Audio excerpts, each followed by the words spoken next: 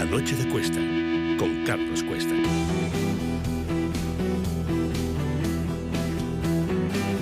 Sandra León, bienvenida. ¿Qué tal? Muy buenas noches, Carlos. Bueno, muy buenas noches. Vamos allá porque esto es un empezar y no acabar.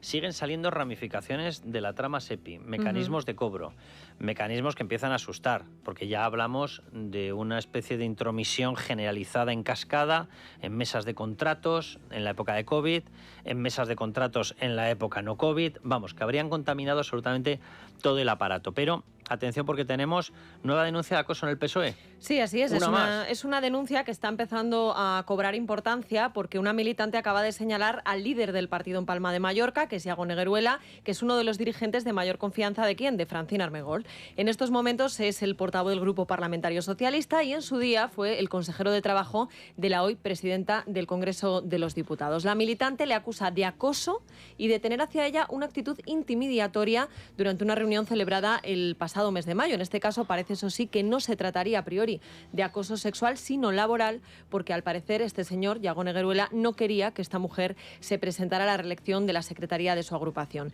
La denuncia fue presentada ante el Partido Socialista de Baleares, fue archivada y como ella no está conforme con lo que ha decidido el partido, pues ha recurrido ante Ferraz, donde el caso permanece en estos momentos sin respuesta pública que sepamos. Vamos, que este caso no se correspondería con los temas de acoso sexual, sino que, vamos, yo por la información que tenemos hasta el momento, lo que me empieza a sonar es a un nerviosismo tremendo en el Partido Socialista, desde el punto de vista de que Pedro Sánchez quiere tener controlada la estructura. Francina Armengol es una de sus pilares. Obviamente quiere tener el control del partido y hay gente que se empieza a presentar en contra de la dirección de Pedro Sánchez. Sí, yo creo que en este caso van más por ahí los tiros. De todas formas, es una noticia, como decimos, que ha surgido y que está empezando a cobrar protagonismo, sobre todo, pues lógicamente, en Palma de Mallorca, en Baleares, pero en cuanto tengamos más información, pues se la iremos ofreciendo. Pero vamos con la corrupción, porque más allá de ese auto demoledor sobre la pieza secreta que se abre para investigar la financiación ilegal del partido, hoy tenemos muchas noticias sobre la mesa. Para empezar,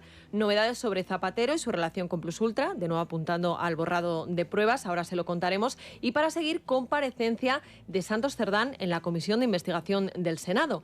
A priori, el que fuera número 2 del Partido Socialista ha llegado diciendo que se iba a acoger a su derecho a no declarar, pero luego le ha costado un poco morderse la lengua, ¿no? De todas formas, lo más interesante yo creo que es ver en qué cosas sí ha querido entrar al trapo y en cuáles, sin embargo, ha preferido guardar silencio. Pero lo primero que hay que decir, Carlos, es que en esta ocasión la actitud del Partido Socialista ha sido muy diferente a la que mantuvieron, por ejemplo, en abril de 2024, que fue la primera vez que él acudió a comparecer a esa comisión de investigación. Ya no es Santi. No, ya no es ¿cómo era? Super Cerdán, ¿no? O Super Santos Cerdán. O Santi, porque en la intimidad le llamaban Santi. Ahora sí. Es el señor Santos Cerdán, que no me consta que lo conociera. Ese señor del que usted me habla, que diría claro. María Jesús Montero. Bueno, en aquel momento él no estaba imputado y yo no sé si te acuerdas o si se acuerdan nuestros oyentes, pero todos los senadores socialistas hicieron el paseillo con él para mostrar el apoyo, ¿no? Hoy no. Hoy ha entrado absolutamente solo y marcando distancias con sus compañeros. Escuchen. Y usted está aquí de entrada porque tiene que dar muchas explicaciones. Y usted ha venido hoy aquí solo. Le han dejado también sus compañeros, a esos que dice que les ayudó a llegar al gobierno. Hoy parece ser que ya nadie le da apoyo. Pero mejor en solo caso, que mal acompañado, no se preocupe. Mejor solo que mal acompañado. Pues eso. Decía todo el mundo, ¿no? Ha sido ahí curioso. Pero es que cuando le ha llegado el turno al Partido Socialista, Alfonso Gil no le ha hecho ninguna pregunta para no ponerle ningún aprieto.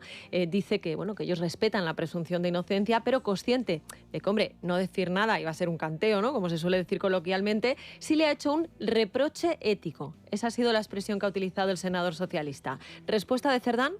Hágase usted una pregunta. Si usted está en condiciones de hacerme a mí un reproche como el que me ha hecho. ¿Qué te parece los dardos que va lanzando a sus compañeros? Reconozco que me muestro escéptico, que estoy escéptico con esto. Lo digo porque, vamos a ver, si Santos Cerdán quiere empezar a dar información, tiene toda. Hombre. O sea, hace caer al Partido Socialista no en 5 minutos, no, hace 5 años que lo hace caer. O sea, tendríamos Regreso al Futuro, versión hacia el pasado, y veríamos cómo lo hace caer, pero vamos, en 5 segundos. Una auténtica bomba, pero vamos, TNT metido en los pilares de los cimientos del edificio de Ferraz.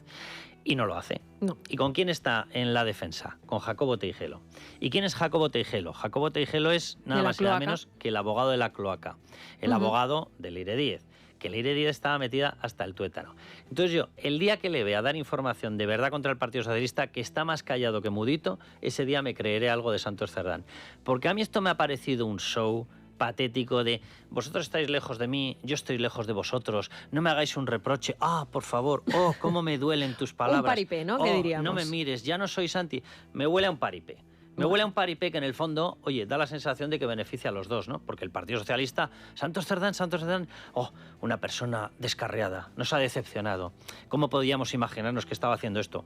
No sé, quizás porque era la persona de referencia del presidente del gobierno y secretario general, quizás porque era el alma de la cloaca que defendía a Pedro Sánchez, quizás porque le acompañó en el Peugeot desde el año 2014, quizás porque manoseaba, presuntamente, todas las obras públicas del planeta, quizás porque estableció todas las alianzas con proetarras, golpistas, separatistas, prófugos y demás patulea inmunda, quizás por eso. Bueno, pues... Con lo cual, yo sinceramente tengo la sensación de que performance Cerdán para Chistorras Coldo. Bueno, pues vamos, si te parece, a la chicha, como diría aquel. Él lo ha negado todo en esta comisión de investigación, dice que le están persiguiendo como la Inquisición y lo ha achacado y achaca todo esto ¿a qué? A la reunión que mantuvo con Puigdemont. Ya me avisaron, no una ni dos, varias fuerzas políticas me avisaron, ten cuidado. Y hay un antes y un después desde esa foto del acuerdo de Bruselas. Más bien desde la foto que estoy sentado con el señor Puigdemont. Hay un antes y un después. De hecho, tuve que empezar a tener escoltas otra vez aquí en Madrid. Pero una cosa es tener escolta y la otra haber metido la mano en la caja o no haberla metido. Yo no he metido la mano en ninguna caja.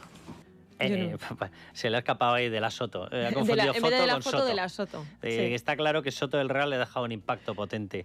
Yo, de verdad... Bueno, pues sí le ha dejado tanto impacto como tú dices, que empieza a cantar, ¿no? Es que además es que tienen una cara tan dura. Dice, ha habido un antes y un después para mí después de la foto de Puigdemont. No, ha habido un antes y un después para España, hijo mío.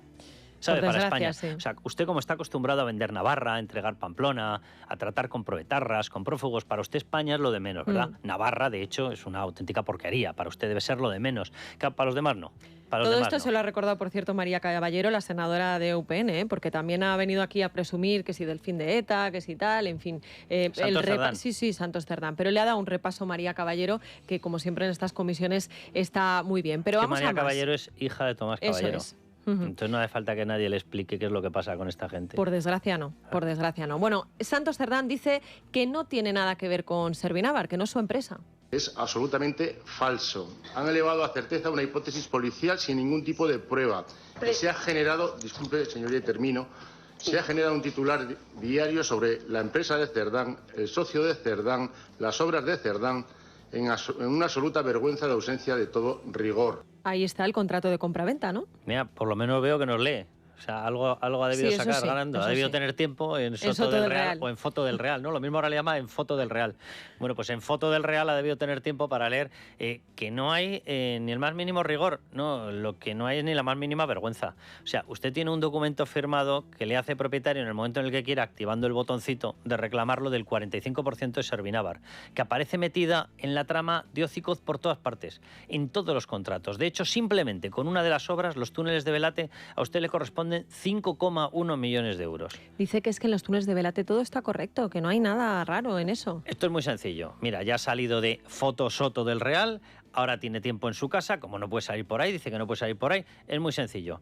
Se coge este programa y va, cogiendo trocito a trocito y nos va presentando una querella. Si no, nos deja en paz. Bueno, también dice que los audios en los que se hablan de los presuntos amaños de la adjudicación de obra pública, esos que hemos escuchado todos, en los que se ve cómo se reparten el dinero, o cómo dice eso de que no digas nada, lo se opones en un papel y luego se rompe y se tira. Escribe y luego se rompe. Bueno, pues dice que todos esos audios son un montaje. Los peritos de la Guardia Civil no pueden avalar la autenticidad total de los audios. Esta es solo una de las conclusiones de la comparecencia de los peritos de la Guardia Civil ante el juez instructor Leopoldo Puente hace escasamente 2 semanas. O la siguiente, ¿cómo es posible que una grabación esté hecha en un sistema operativo que no existía en la fecha de la grabación? Técnicamente y científicamente es imposible, a no ser que haya sido editados o manipulados. Bueno, 2 mentiras sin ruborizarse. La Guardia Civil, claro que ratificó la veracidad de los audios, y si no se fía de nosotros, que lea el diario El País. País, que lea el diario.es, que ahí pone efectivamente que la Guardia Civil dio... No, que lea el nuestro. Bueno, que le lo va a lea si escocer quieres, más, sí, que le va a lea el escocer nuestro. más. Pero es que vamos, que es que esto no hay por dónde cogerlo. Y luego dice que el programa, que si no existía en el momento en el que se grabaron, no. Hay una cosa que se llama actualizaciones. Entonces, claro, ¿qué es lo que sucede? Que si hay una actualización de un programa, la fecha de actualización lo que hace es sobreescribirse. Y de ahí todo ese jaleo que se ha montado para decir que estos audios son falsos. Pero si los Pero, peritos ya vamos, han dicho que son, eso vamos, es, literalmente eso es. auténticos. Vamos, de hecho, lo único que debe haber auténtico en la vida de Santos Cerdán deben Son ser esos estos audios. Sí, sí, desde Ahora, luego. yo, de verdad, es que, o sea, darle credibilidad a una persona como estas, en el momento en el que una persona es capaz de reunirse con asesinos, entre otros de 12 personas en su propio partido, y le da olímpicamente lo mismo, pero ¿quién es el que se puede creer la palabra de este señor? Pero mira, te voy a poner otra cosa que también te va a gustar. Le han preguntado por Marruecos, por ese viaje al que se presentó allí y demás. Bueno, pues él dice que no fue nada raro, mira. Si yo le estoy diciendo que hacía usted allí, no le digo quién hizo la foto. Negociar un convenio con el Partido Socialista de Marruecos. Que fue a negociar un convenio con el Partido Socialista de Marruecos. Afamada democracia, ¿verdad? Sí, sí, ¿Qué? sí. Para ver si hacían una alianza con quién, con Ciudadanos de Pero Marruecos. claro, le han preguntado y dice, oiga, que estaba con el ministro de Transportes, que estaba con los principales implicados en esta trama y que ahí había unas obras de las que querían sacar tajada. Que estaban negociando un contrato de 450 millones Eso de es. euros con mediación de Servinavar, esa empresa donde usted tiene el 45%. Vamos, que del plus, más allá de las obras, pues no sé cuánto pensaban sacar, 45, 50 millones, pues le tocaba a este señor el 45%. Eso Bueno, es lo que hacía. En fin, su comparecencia ha sido surrealista, pero yo lo decía antes que también me han llamado mucho la atención sus silencios, ¿no? Porque como ves, ha entrado al trapo muchas cuestiones, las que a él le interesaban. Pero luego, por ejemplo, te decía antes, ha defendido que todo lo de Velate estaba correcto, que no había ninguna irregularidad en la adjudicación de los túneles de Velate. Pero claro, le preguntan, ¿y habló con Chivite del túnel de Velate? Cri, cri, cri, ahí no ha dicho nada. ¿Es cierto que Sánchez se reunió con Otegi en un caserío tal? Cri, cri, cri, Esa nada. ha sido llamativa, ¿eh? Sí. Esa ha sido llamativa, porque anda que no ha cargado las tintas el Partido Socialista diciendo que esa noticia era mentira. Y cuando preguntas a determinadas personas, Ábalos, Koldo y Santos Cerdán, Ábalos y Koldo la han confirmado y Santos Cerdán no la ha dice nada. desmentido. Y son los tres que podían tener información de Eso eso. es. Y por cierto, la persona que más información debía tener, lógicamente, era Santos Cerdán, porque era el gran amiguito del alma de este señor, de Arnaldo Otegi. Se reunía con él para conseguir los apoyos. Bueno, pues nada, usted lo sabrá, ¿verdad? Otegi sabrá. Y Otegi sabrá por qué está dando la versión de no nos reunimos. A Otegi, que le ha dado olímpicamente lo mismo formar poco menos que familia y encamarse con una gentuza que ha asesinado a casi 900 personas y él estaba dentro de esa banda terrorista, a esta persona, sin embargo, oye, se le pusieron los pelos como escarpias en cuanto le dijeron que se había reunido en el caserío. ¿De qué se habló en ese caserío? Porque si es de una alianza política, eso no pone nervioso a Arnaldo Otegi, pero vamos, ni aquí ni en Cuba 13 veces seguidas. A estas alturas de la vida, no, Claro, desde luego. se habló quizás de lo mismo de lo que se hablaba entre Anchón Alonso, el socio de Santos Cerdán, y el PNV, que era de cargos dentro de la maquinaria de obras públicas para forrarse, porque eso sí puede poner nervioso a Arnaldo Otegi. Básicamente porque tiene determinados grupos radicales dentro, GKS, etcétera, que le están empezando a poner las cosas un poco difíciles para seguir en el mando de Bildu. Y como le pillen en un escándalo de pasta personal, a lo mejor resulta que tiran de la alfombra y cae él dentro de Bildu. Eso sí le pone nervioso. Pues no ha querido decir nada de ese encuentro, tampoco de si conocía las andanzas de Leire Díez, de Anchón Alonso, de Vicente Fernández o del papel de Zapatero en todo lo que está saliendo a la luz. De todo esto no dice ni mu. Por lo que respecta al presunto blanqueo de capitales en el seno de Plus Ultra y a la relación de Zapatero con este empresario clave en el rescate, Julio Martínez, ojo porque hay novedades. Cuenta Alejandro Entrambas-Aguas, que estará luego con nosotros en la tertulia, que el expresidente del gobierno se comunicaba con él a través de un móvil prepago del que se deshizo tras ese encuentro clandestino en una zona restringida y sin cobertura del Pardo, hay que recordarlo. Ayer, fuentes del entorno de Zapatero decían que no había nada extraño en ese encuentro, que no era secreta, ni tampoco había nada extraño en la relación que ambos mantenían, pero digo yo que para no haberlo, muchas precauciones se tomaban, ¿no?, con esto del teléfono prepago. O sea, van a una zona que no tiene geolocalización, van a una zona sin cobertura móvil, van a una zona que te tiene que abrir el responsable de Patrimonio Nacional porque está cerrada a cualquier persona que no sean ellos. Van con papeles a una zona a la que luego, como gran argumento, han dicho que es que iban a correr en traje y con papeles. Pues debe ser un nuevo tipo de deporte, no lo sabemos. Van o pactan a través de móviles prepago que luego son destruidos. El día previo, el propio Julio Martínez se lía a borrar mails, mensajes, etcétera. Hombre, para ser una visita rutinaria hay que reconocer que parece esto la peli de Top Secret, ¿eh? Bueno, lo que ha utilizado es un Nokia 3310, que seguramente que si ustedes buscan en Google les suena de algo. Zapatófono. porque es un móvil que se utilizaba mucho hace tiempo. Y claro, ¿por qué utilizan este teléfono? Pues porque es muy sencillo, no tiene conexión a internet, no tiene nada, solamente sirve para hacer llamadas no es y por hackeable. tanto, claro, no es hackeable, no deja rastro y menos si lo utilizas, como decimos, con una tarjeta prepago, ¿no? Bueno, pues al parecer Zapatero siempre se relacionaba con Julio Martínez a través de un teléfono de estos y este señor, ¿quién le habrá el enseñado empresario... estas prácticas? Pues, ¿Nicolás Maduro? Sí, ¿El puede Sebin? ser. Diosdado Cabello, ¿quién le ha enseñado esas prácticas? Porque yo, personas normales que vayan por ahí con móviles indetectables, es que no conozco casi ninguna, ¿eh? No, y que luego se deshagan de ellos. Decían además que Julio Martínez utilizaba entre 4 y 6 teléfonos de estos al mes, ¿eh? Ahí es nada. Julio Martínez. Sí, sí. ¿Sabes por qué se hace eso, no? Claro, porque aunque sean inhackeables, lo que sí que pueden hacer es rastrearte el Eso móvil, la es. señal del móvil. Claro. Pero claro, el rastreo de la señal del móvil que se hace por triangulación, te cogen uno del resto de móviles, de los smartphones, que son más fáciles de detectar, y cuando ven que hay uno que va en paralelo, dicen, vale, tate, ya sabemos que tienes dos. Y entonces empiezan a investigar ese. ¿Cuánto puede tardar ese periodo? Unos 10 días. Si lo destruyes en una semana...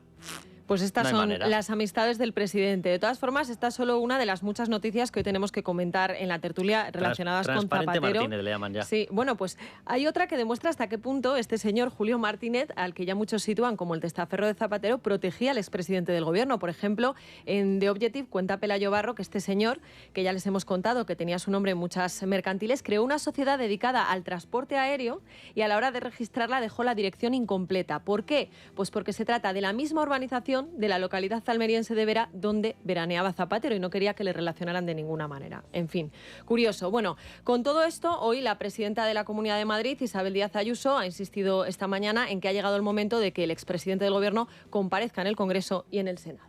Y luego siempre empiezan a multiplicarse las noticias entre República Dominicana, Venezuela, Zapatero, Maduro, China, Marruecos, no sé evidentemente qué puede haber o no ahí. Pero creo que sería bueno una comparecencia donde se le pudiera preguntar abiertamente y que cada uno desde sus responsabilidades pudiera trabajar con la máxima transparencia porque evidentemente va los intereses de España entera comprometidos ahí. Que esto es una cuestión importante, ¿eh? Porque lo estamos analizando siempre desde el punto de vista de la corrupción económica, el choriceo, para que nos entendamos. Sí. Y cuidado porque aquí de fondo hay algo que ya se ha visto en la trama Delsi, que es la trama Coldo, que es la trama Petróleo, y es que a cambio de determinados negocios, que tiene toda la pinta, evidentemente, que acababan en bolsillos privados de altos cargos del PSOE o del Gobierno y en bolsillos del propio PSOE, a cambio de eso siempre se pedían posicionamientos que no eran los suyos, eran posicionamientos de España. Nosotros hemos traicionado a todo el pueblo venezolano, o mejor dicho, lo han traicionado esta gente, y los han traicionado a cambio de los negocios del petróleo, a cambio de la venida de Delsi, porque venía plagada de negocios. Parecía la visita de los Reyes Magos, pero en versión laica, obviamente. Bien, es decir, siempre que se ofrecen esas cantidades de dinero, o la presidencia de la Internacional Socialista para Pedro Sánchez, se exigían a cambio de que nosotros traicionáramos alianzas naturales de España con las democracias liberales. Quizás un día acabamos descubriendo esta forma de tratar a Israel, el porqué de ella. Quizás acabamos descubriendo por qué somos el único país que nos ponemos chillón y que rompemos las unanimidades cuando se pide aportación de dinero para defendernos de Rusia. Quizás en algún momento descubrimos por qué Óscar Puente, cuando tiene que comprar determinados trenes, no acude a la industria nacional, sino que se va de compras a China, porque están alterando la estructura natural de apoyos democráticos de democracias liberales de España y lo están haciendo a cambio de dinero. Y esto es más viejo que el hilo negro, ¿eh?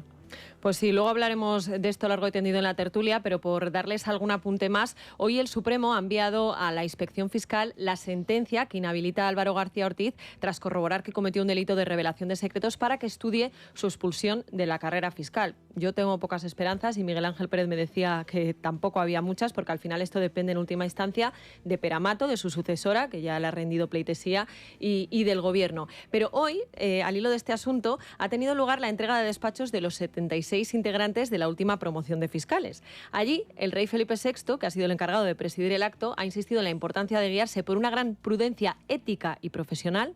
Ahí va el mensaje viniendo de donde venimos, pero ojo al discurso del ministro de Justicia, de Félix Bolaños, porque a mí, desde luego, que me da la risa. Podéis contar siempre con el Gobierno, podéis contar siempre con la arquitectura del Estado de Derecho para que apliquéis la ley con independencia, con imparcialidad, con autonomía, con rigor, con profesionalidad, con criterios técnicos.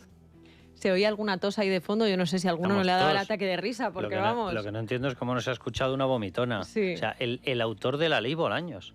O sea, el autor de vamos a darle órdenes a Álvaro García Ortiz, el autor de vamos a someter a toda la Fiscalía y a toda la Judicatura, Pues el no. autor de vamos a colar 2.000 jueces de extranjis para tener controlada la actuación judicial, el autor de vamos a hacer lo que queramos porque le vamos a quitar a los jueces independientes las instrucciones para que pasen a fiscales dependientes. Este es el que habla de independencia. Pues este es el que habla de independencia, pero en fin. Y un último apunte, porque ojo a la guerra civil que se ha reabierto en el Partido Socialista a cuenta de si estamos o no ante un fin de ciclo. Con todas estas noticias que tenemos sobre la mesa, Eduardo Madina aseguraba esta mañana en una tertulia en la cadena SER que la legislatura estaba acabada. Y atención a la respuesta de Óscar Puente en Twitter. El que estás acabado eres tú. Desde hace mucho tiempo. Ahora paseas tu rencor por las tertulias radiofónicas, dice Óscar Puente. Ay tú, que te creías la esperanza blanca del socialismo español y has acabado de comentarista, pero sin canal propio. Bueno, quizás Óscar Puente nos puede dar información de por qué un tal José Luis Rodríguez Zapatero, alias el venezolano, alias el Huawei, alias el chino, por qué José Luis Rodríguez Zapatero en un determinado momento deja de apoyar a este señor, a Eduardo Madina, y oye, se entrega en cuerpo y alma a Pedro Sánchez, que nos lo explica Óscar Puente, que por lo visto tiene buena información. Lo digo, después de haberse ido a China a comprar los trenes que podría estar encargando en España, a lo mejor nos puede dar información de qué pasa en China o de qué pasa en Venezuela, ¿verdad? Porque él algún contacto con la trama Coldo como que tenía. Algunos sí. Porque cuando hereda el Ministerio de Transportes, después de Raquel Sánchez, que a su vez lo heredó de un tal José Luis Ábalos, resulta que le seguían llegando órdenes. Coldo se las trasladaba a Santos, Santi, para ti, Óscar, para ti, Santi, seguro que era Santi. Y Santi te trasladaba las órdenes y te decía, hay 2 personas que quiero que me mantengas en los cargos, que son vitales para la trama. ¿Y qué hacía Óscar Puente, alias el conocimiento oculto? Bueno, pues ¿qué le hacía? Pues mantenerlos en los cargos. A una la mantuvo en un cargo decisivo, pero es que al otro directamente lo elevó a la presidencia de Adif y se quedó tan ancho. Luego lo tuvo que acabar quitando corriendo, claro, porque empezaban a saltar todos los nombres en la trama. Dios bendito. A la tertulia.